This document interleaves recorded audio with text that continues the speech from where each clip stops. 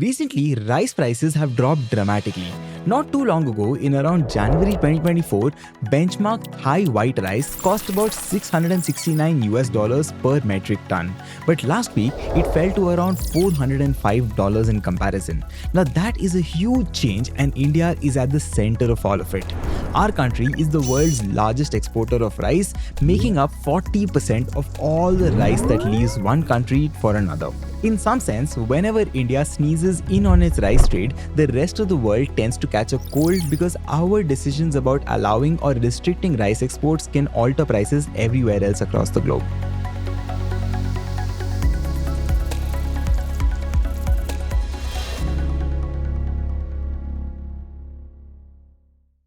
Welcome to the Daily Brief show by Zerodha, where our aim is to cut through the noise and simplify the biggest news and stories in the financial markets in a way that is easy for all of us to understand, yet one level deeper as compared to your traditional news channels. I am your host Anurag Bansal, and today is Wednesday, the 26th of March. In today's episode, I'll talk about two stories. In the first story of the day, I'll talk about how rice prices have dropped dramatically lately and how it fits into a broader picture of how complicated agriculture is in India. And in the second story of the day, I'll talk about how employment figures in our country possibly paint a bit of a skewed picture, while the real story could be a little bit different. So let's get on with the first story. See, like I mentioned, rice prices have recently dropped quite dramatically, and it is important for people who track the markets and economy like you and I to figure out exactly why this is the case. See, rice is a staple food for a large portion of the global population. In many parts of South and Southeast Asia, as well as in regions in Africa, people rely on rice for as much as 2/3 of their daily calories. And currently, while India is one of the largest rice exporters in the world, historically speaking, India was not a major rice exporter. In the 1960s and the 1970s, we grew too little rice even for our own population, and we had to import it. But then came the Green Revolution, which introduced better seeds, improved farming methods, and more advanced irrigation technologies. By the early 2000s, rice production in India rose so much that we started building a solid export presence. And if you fast forward to the last 10 to 15 years, we have found ourselves as the biggest exporters in the world for rice now. And this means that when we change something in our rice policy, like banning some exports or lifting those bans for that matter, global prices can rise or fall quite quickly. But to understand exactly how we got here, let's go back to as early as 3 years back, which is 2022. See, during a large part of that year, prices for crops such as wheat and maize were shooting up, partly because of the conflict between Russia and Ukraine. Now, both of these countries were powerhouses when it comes to grain exports, and when their trade flows were disrupted, it caused shortages and higher prices across the entire world. Now, rice, though, was not immediately affected because Russia and Ukraine do not grow much of rice. But then other issues started to appear.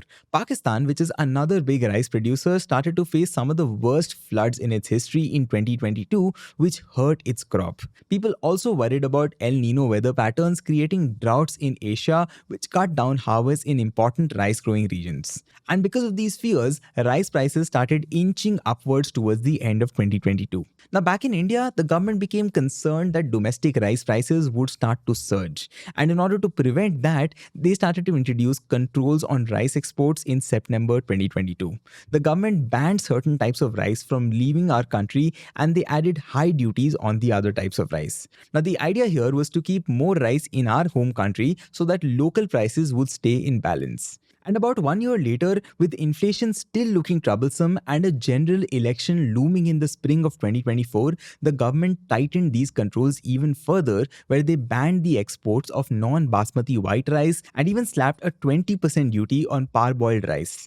Now, they hoped that these actions would make rice more affordable for people in India. But still, as 2023 went by, retail rice prices did not really fall as much as was expected. In fact, they kept climbing throughout that year and only flattened out in early 2024.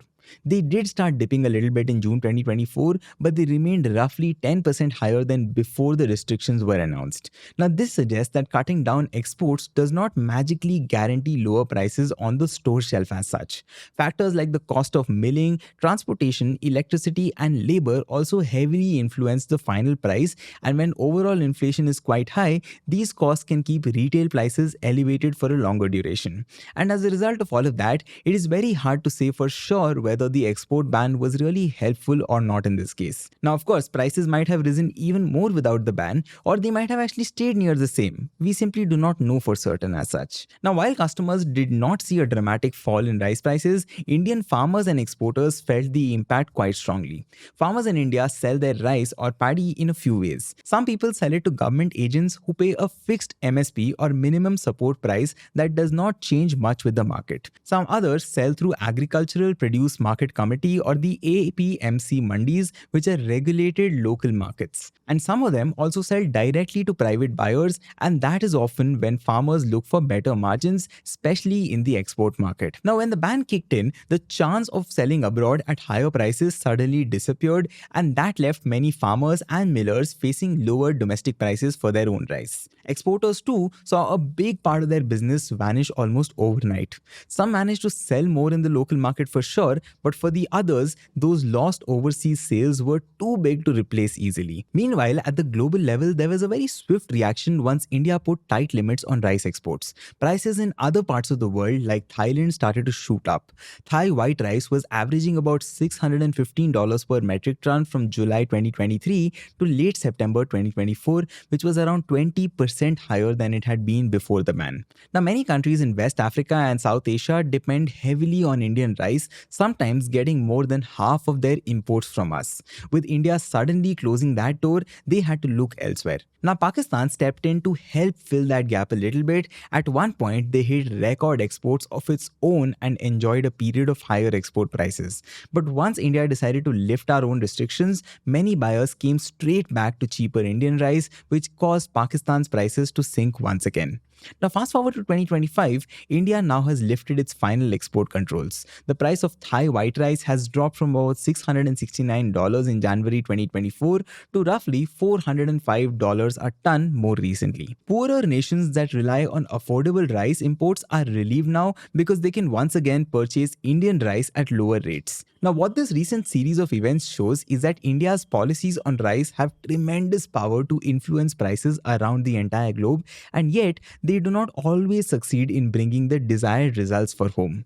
Although the government wanted to keep domestic rice prices firmly under control, those very prices remained stubbornly high for a very long time. At the same time, Indian farmers and exporters missed out on overseas markets and they lost potential income. Now, the story fits into a broader picture of how complicated agriculture is in India. See, over the years, we built a tangle of policies designed to protect farmers, support consumers, and to ensure fair prices, but these policies sometimes also start clashing with another. Basically, whenever the government tries to tweak one part of the system, such as placing an export ban to keep the prices low, it can have unforeseen consequences both at home and abroad. It is likely that until we address these underlying imbalances, policies like export bans will continue to send shockwaves through global markets without necessarily achieving all the goals that they were meant to accomplish here in India itself.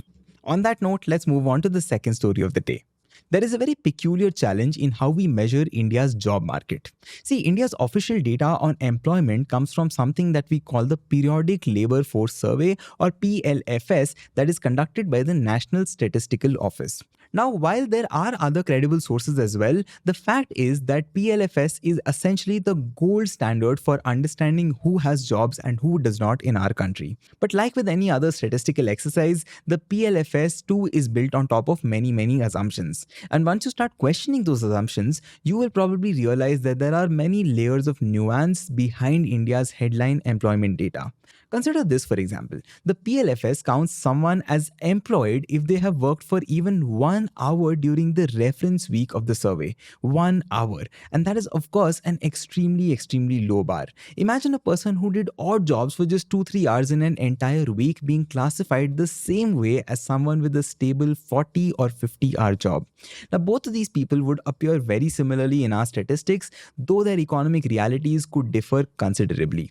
And because of how PLFS measures things, it does not really distinguish between the qualities of employment either. From the point of view of the survey, someone with a secure job that has benefits, a temporary position that pays daily wages, and someone who's barely managing through occasional odd jobs all fall under the same employed category. So when we cite official employment statistics, what we're doing is essentially clubbing together vastly different realities under one deceptively simple number. Now, one of the most interesting categories of employment under this survey are the ones who are self-employed. Now, these are people who, in theory at least, have work. And when you first come across this term, you might actually imagine people who run thriving businesses. But we recently came across some very interesting data from our good friends at Data for India that forced us to dig into this very question. Who actually are India's self-employed workers? Now, here is everything that we found. See, according to official statistics, and by large, a majority of India's workforce is self-employed. Around 60% of our workforce falls into this very category. But the question then is, what exactly does self-employed mean in the Indian context? See, as you've probably guessed by now, this is not just a collection of all the successful entrepreneurs who are running good businesses in our country. Instead, it actually covers three very different kinds of people. The first one is those who are own account workers, which are basically those who run tiny operations without hiring anyone. The second category is unpaid family helpers, which is those who work in family businesses without any wages or salaries. And the third one is a small number of actual employees who hire other people as well.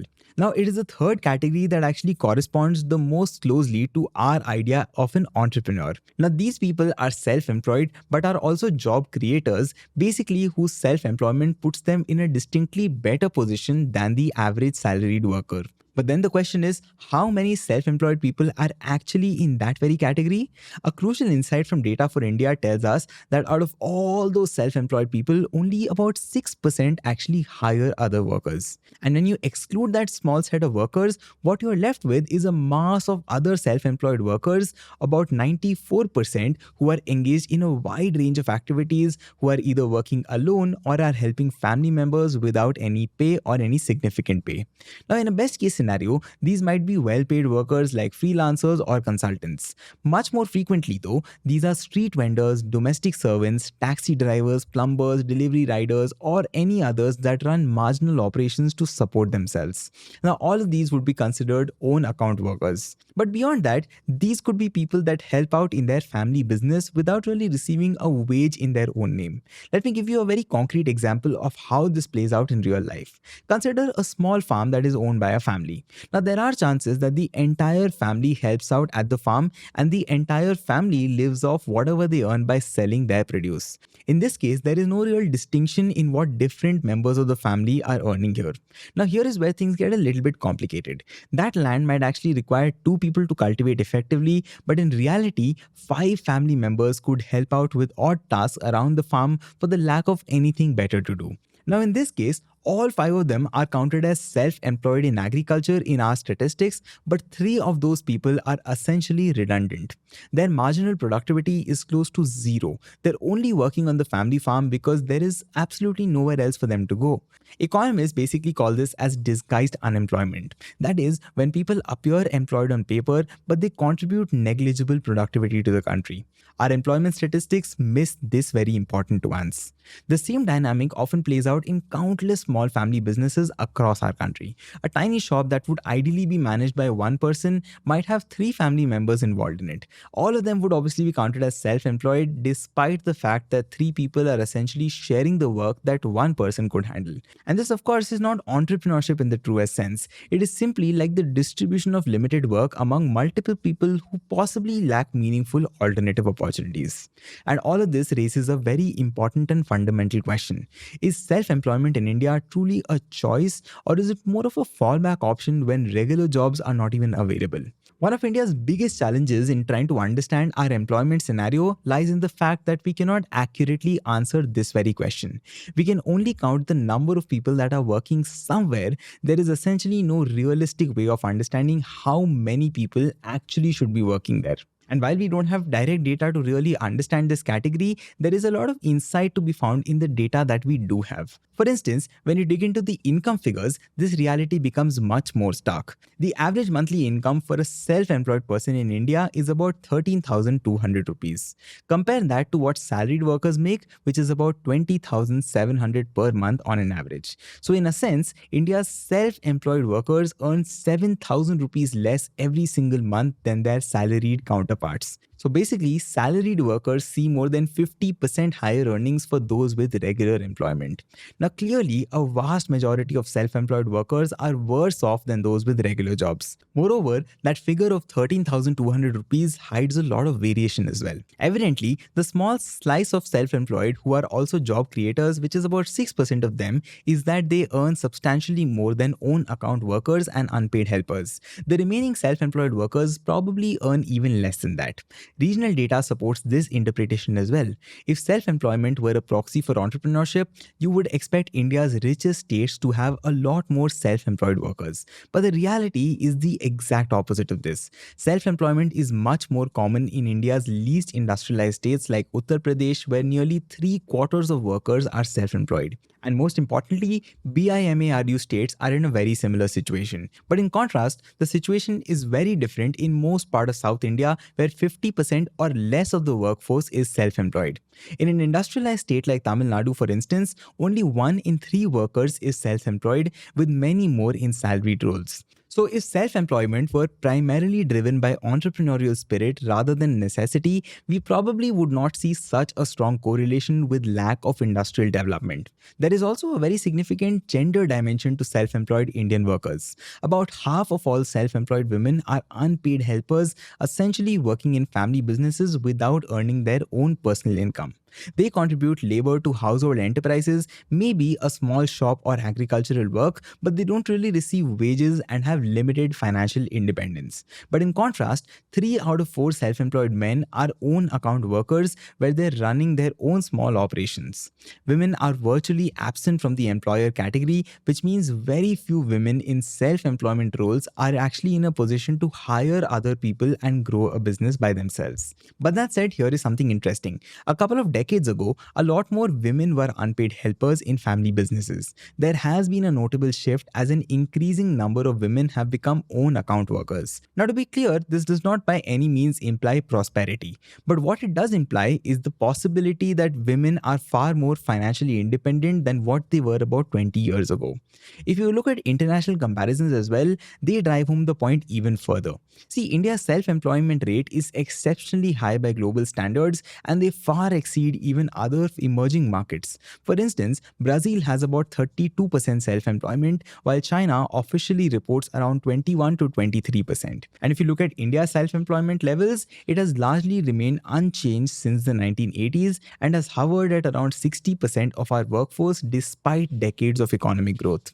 And this points to self-employment being a structural issue for our economy rather than a dynamic response to market conditions. The only countries with similar rates to India tend to be low-income agrarian economies with limited formal job creation. Now, one more way to understand India's self-employed workforce is to look at what happens when economic conditions start to change.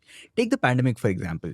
See, over the COVID years, formal employment fell while informal self-employment actually rose. And this counter-cyclical pattern where self-employment increases when the economy is under stress very strongly suggests that for many people, self-employment is actually the last resort rather than a preferred option.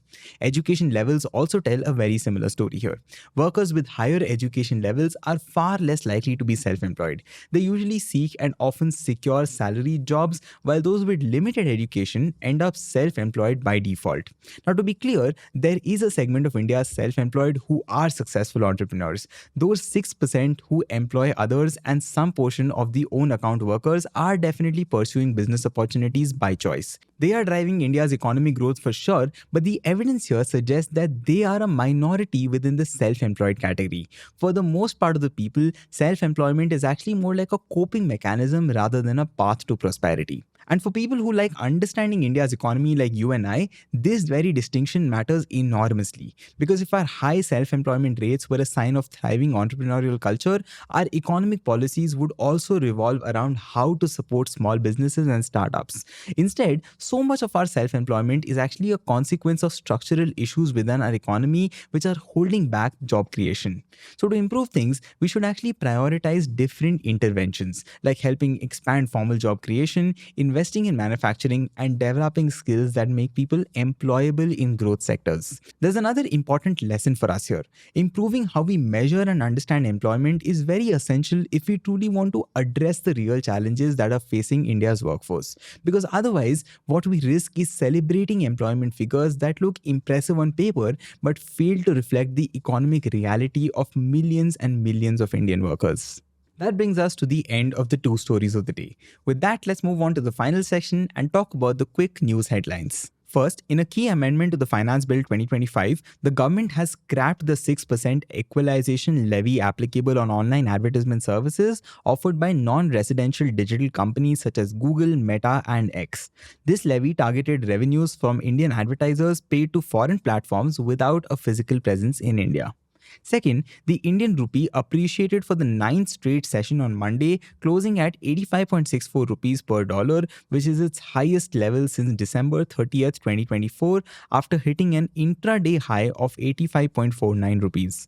The domestic currency has gained 2.19% in March so far, making it the best performing Asian currency this month, while overall remaining nearly flat in a calendar year 2025 with just 0.03% depreciation. Third and the final one for the day, Ant Group, which is backed by Jack Ma, has claimed 20% reduction in AI training costs by using Chinese-made semiconductors from Huawei and Alibaba instead of premium GPUs like Nvidia's H800. According to a recent research paper, training 1 trillion tokens cost the company around 6.35 million yuan or close to 880,000 US dollars on high-performance hardware. That's all the news and stories I have for you today. This is your host Anurag Bansal signing off. I'll see you tomorrow. Take care and goodbye. Disclaimer: this content is for informational purposes only. None of the stocks, brands, or products mentioned are recommendations or endorsements.